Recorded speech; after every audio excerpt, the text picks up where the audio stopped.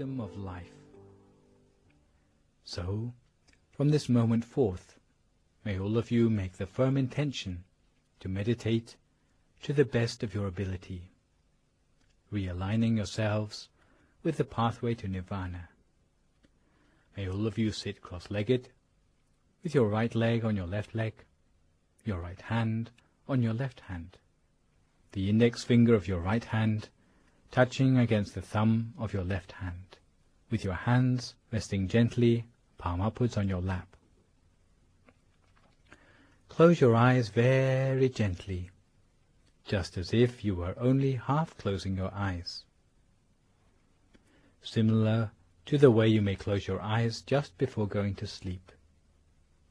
Never squeeze your eyes closed, and make sure there's no pressure around your eyes. You'll have no tension around your eyes, and your body will be completely relaxed. And fill your mind with happiness and joy, so that your mind feels refreshed and pure, clear and bright, free of any sort of worries whatsoever. No matter what sort of worries might come through your mind, let go of them all completely. Forget about all the things of the world, allowing your mind to be completely still, and imagine that inside your body is free of any organs or tissues, any muscles or bones, as if inside your body is just an empty space, just like a hollow cavity inside yourself, rather like a crystal tube or a diamond tube. Today, as we meditate, we take the opportunity to revise some points of technique in meditation which will be particularly useful for anyone who feels that they are being held back in meditation by insufficient understanding. We have all been doing the 10 items of homework mentioned in the Dream Kindergarten every day, practicing regularly. We have already started to understand the most efficient way to bring the mind to the center of our bodies. With experience, even just thinking about the center of the body, you'll find that your mind is already there at that point, 2 finger breadths above the navel. If you are adept, you will find that your mind can go straight through the center of the body. However, for those of you who have not progressed this far, you have to start off by resting your mind at the point which for you feels like the point of greatest contentment, without worrying too much about the precise position of the center of the body. Put your mind at the point which feels most comfortable and easy for you, and you will find that the happiness from meditation will gradually become apparent to you. You will start to feel that the solidity of your body is melting away into the atmosphere around you, starting to become more hollow and empty inside, as if you feel spaciousness, or as if you were alone in empty space. Some people will feel as if their body has disappeared altogether, as if all that's left is the feeling of your awareness. Some people don't know what to do next when they reach this point in their meditation, where their body seems to have disappeared. But the thing which one ought to do is just to rest our mind at whatever point feels the most comfortable for us, starting off with our mind there. Once our mind comes fully into equilibrium, you will start to realize that the mind is automatically realigning itself with the real center of the body. Some people may find it useful to imagine a bright, clear object about the size of a pinpoint, or like a star in the sky, as if one is appearing at the point where the mind has come to a standstill. We should keep such an image in the mind, gazing at it continuously and softly, but never attempting to stare, almost as if you were looking at it out of the corner of your eye, almost unintentionally. If we can observe it in the proper way, without using too little or too much effort, in doing so, before long we will be able to perceive something. However, if we use too much force, it will disappear. If we use too little effort, allowing ourselves to become distracted, then we will find that the object would disappear. So either way, too much effort or too little, it will disappear. And finding the optimum effort by which we can see the object the whole of the time, this is the real skill which we have to build up in our meditation. This is what we have to work on. What we have to do is simply to allow our mind to remain at a standstill without letting any questions come up in our mind, no doubts, as if we were just an inanimate piece of tea, which was unable to think, like an object which has never had any thought of its own before. If this is how you start to feel about yourself, then this is the proper approach to the meditation. If you are unable to think any more, this will stand you in good stead, all the way from the beginning of meditation to the more advanced stages. Because education, through meditation, is beyond the realm of conceptual thinking. It is knowledge that arises when the mind is free of thought. It is pure, bright knowledge. We learn merely by what we see, acquiring the knowledge directly. It is rather different from the modes of learning we are used to. We have to study and memorize, read and write to increase your knowledge. The sort of knowledge we are talking about is a knowledge which comes independent of thought. It can arise only in a mind which is free of thought, a mind that is at a standstill. In Buddhism, such knowledge is called Bhavana Maya Panya, the wisdom arising from a still mind. It is practiced until it gives rise to inner brightness in the mind, and through the brightness we are able to see more than before, and by seeing more than before we learn new things about the reality of life and the world. This process is the opposite to our habitual methods of learning new things in the world. It allows us access to knowledge from inside. However, if we try to apply the external methods of education to our meditation, it will be more of a hindrance than a help. So please remember these words well. All we require in our meditation is merely to bring our mind to a standstill. In fact, you can bring your mind to a standstill anywhere at all in the beginning. Only when your mind is subtle and pliable will it be ready to make its way to the center of the body. A mind that is properly adapted will have the feeling of being alive and awake inside. It will have a feeling that is completely different from feelings encountered during the mundane run of events in our life. It will be as if something wonderful is stirring within us, with a quality completely different from our external feeling. Therefore, bringing the mind inside to the seventh base of the mind takes only a very gentle attention. Like an intention, on the off chance it will bring our mind to the center of the body. Once our mind comes to a standstill, at this point of stillness in our center, it will remain still from that time onwards, gently, in stillness, at the center of the body. You have to make sure that you are always having a feeling of ease in your meditation.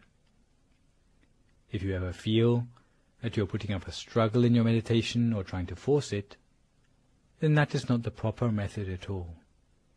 This applies both to body and to mind. If you find a feeling of tension inside, you need to relax yourself further, particularly your nervous system and your muscles, before you continue with your meditation. Once your body is relaxed, your mind will relax as well. Your body will be completely relaxed and still.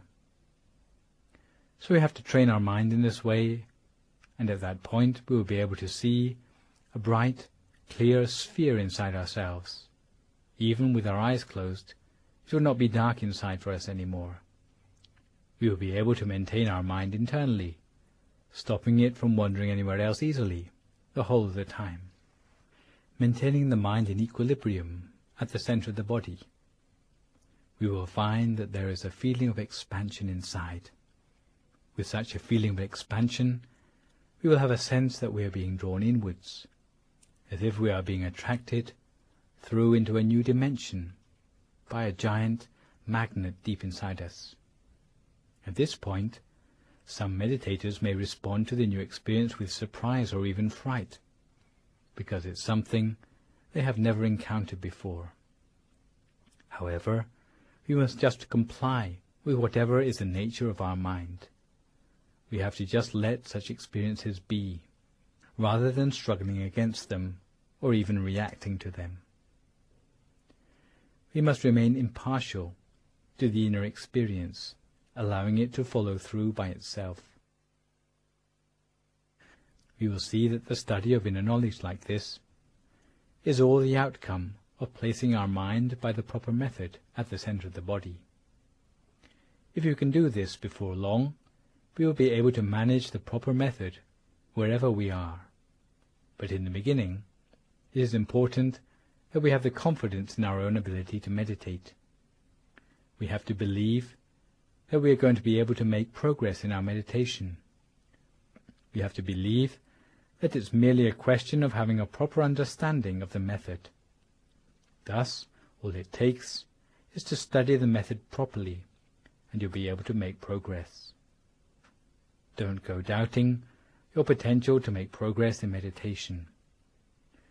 Some people tend to dwell on the bad deeds they've done in the past, thinking that they are at a disadvantage in meditation because of them. Others think they've had a clouded mind for the best part of their life, and it's going to be impossible to teach an old dog new tricks. Such thinking is not worthy of DMC viewers. If we lack confidence in ourselves, we can't expect to make a success of anything. The fact that even with our eyes shut, we can spoon food into our mouths or point directly to the tip of our nose should dispel any doubts we have about bringing the mind to the center of the body, because after all, you already know everything about the meditation technique you need to know. All the know-how necessary to achieve success in meditation has already been put at your disposal. Nothing has been kept back. You have to train yourself and devote yourself passionately to the practice of meditation in every spare moment you have, because this is the knowledge that is the most important knowledge in life. Even though you might have got yourself a doctorate degree, it can only ever help you to earn your living more easily, or to win acceptance in the eyes of society, to bolster your reputation. But once you come to the point where you're on your deathbed, even the best of academic knowledge will not help you to get a better place in your afterlife. But the things we're studying here, to do with the stillness of the mind, these are the things which are the most important of all. They are the real knowledge of life, and we must give this knowledge due importance. You can train yourself in meditation any time and any place, when taking a wash, washing up, sweeping the garden or mopping the floor. You can train yourself to keep your mind at the center of the body the whole of the time, whether standing, walking, sitting or lying down. Even when paying a visit to the restroom, you can train yourself in meditation while sitting there. You already know all the principles of maintaining subtlety of mind, maintaining mindfulness and self-possession hand in hand, regularly and consistently. You can imagine a visual object at your center if you wish, or you can simply rest your mind at the center while observing whatever arises there spontaneously. You can imagine an image, like a bright sphere or a Buddha image, or any of the root teachers for whom you have particular faith. You can even think of something as simple as a piece of fruit. Any image will serve for this purpose, as long as it's not an image that stirs up unwholesome emotions in your mind. When imagining the object, you already have all the know-how you need, such as using only the gentlest of effort when imagining. If you haven't struck the right balance when focusing, using too much or too little effort, then your body would tell you about it. Too much effort, and you'll end up with tension on your eyebrows or across your shoulders, and you may end up with a headache. If you find that your fingers are curling up or your abdomen is tense, then you are trying too hard. However, if you succumb to boredom, or you find yourself looking at the clock, again these are the signs that you haven't struck the right balance. Don't struggle on if you have these sort of symptoms, but you have to readjust your technique, relax yourself, and be more at ease in your meditation. Once you are back on the right track, the sign will be a sensation of bodily lightness and expansion inside yourself, and your mind will feel light, pliable, and easy to work with. You'll feel that time passes by more quickly than it really does, and you'll feel that you don't want the meditation to come to an end, as if you'd like to extend the length of your meditation, as if you've been glued to your meditation mat. When your meditation is going well, your body will automatically set itself up in a position of poise, where the body seems to inflate itself into the most elegant and upright of postures. When we feel that we are happy with our meditation, when we have a smile on our face, these are all indications that we are on the right track with our meditation technique. On the contrary, if the more we sit for meditation, the more upset or depressed we feel, then this would show that we have not adjusted our mind in the proper way. If you start out in meditation looking as if you are 20 and end up looking as if you are 40, then you need to readjust your meditation technique. You know the difference between right and wrong technique perfectly well, so all that is lacking is the confidence that we can achieve success in meditation, and to train ourselves continuously while being observant of all the things which aid or obstruct our progress. Of all the things which aid or obstruct our progress. Once we are properly adjusted, body and mind will be clear and bright.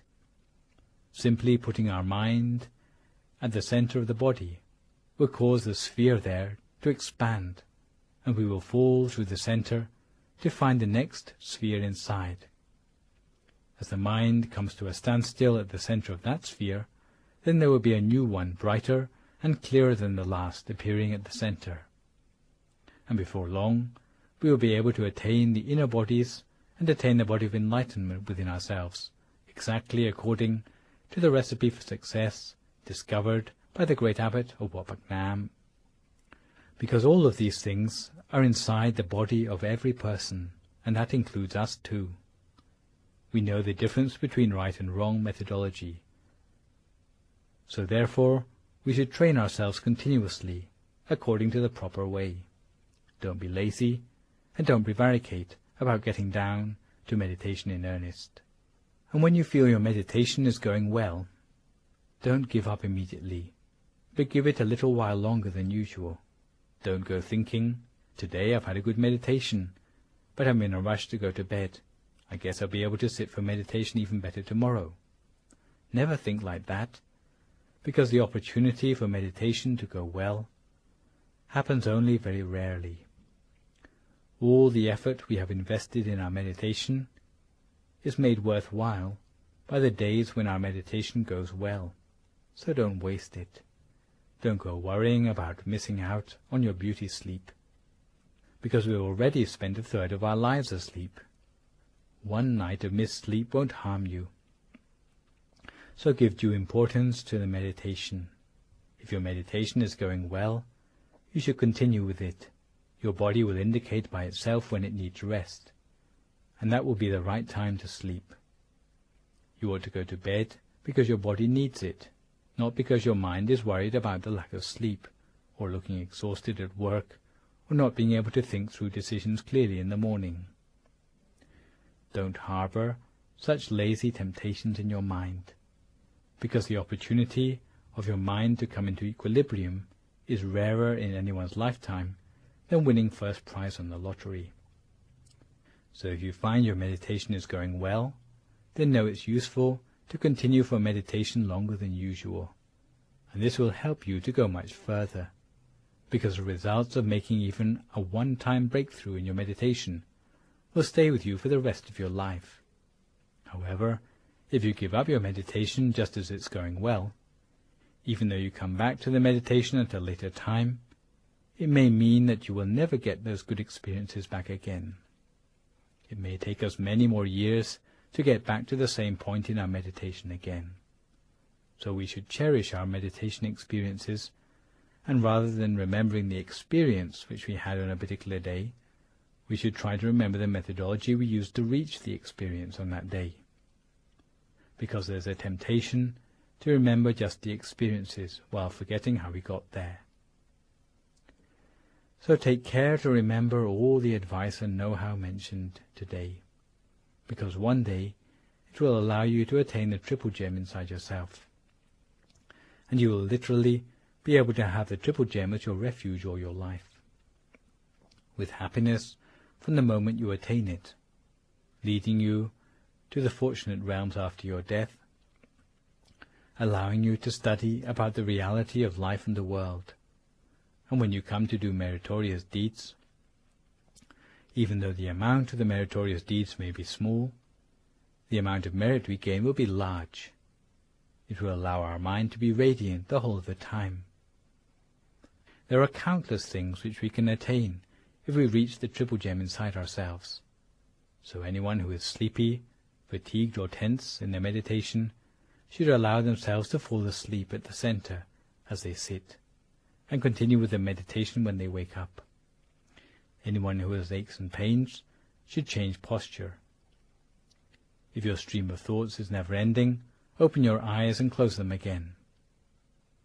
May all of you be fulfilled in your wish to attain the triple gem inside yourself. Now, each their own meditation for a few more moments in silence until we come to the appropriate time.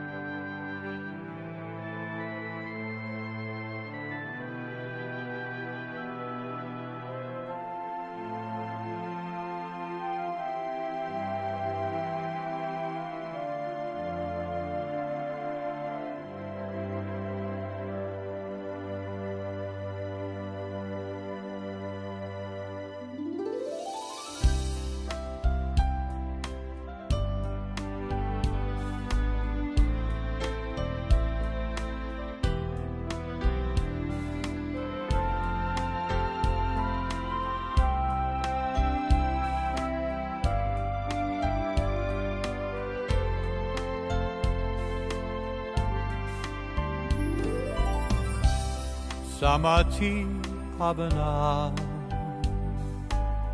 is not the only way to relax, but it is more, so much more than relaxation. It is far beyond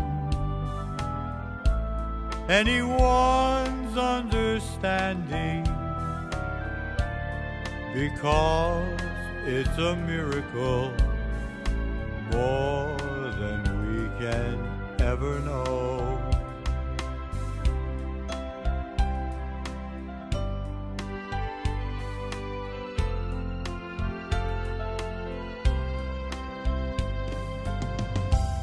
Do you know there is someone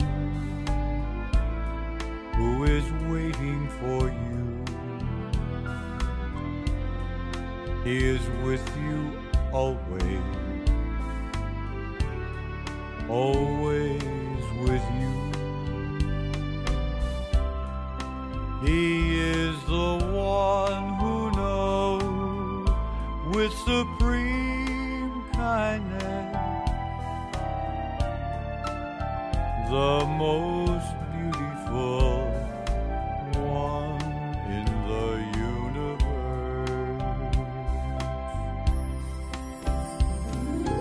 He has the knowledge that you've been searching for, the knowledge to open up your mind to happiness within, the secret of your life that's been hidden for so long.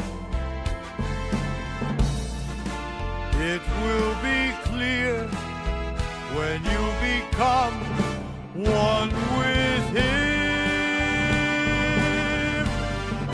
There is no one can do it for you. Only you can do it for yourself. You'll awaken every day feeling joyful. You're the one that He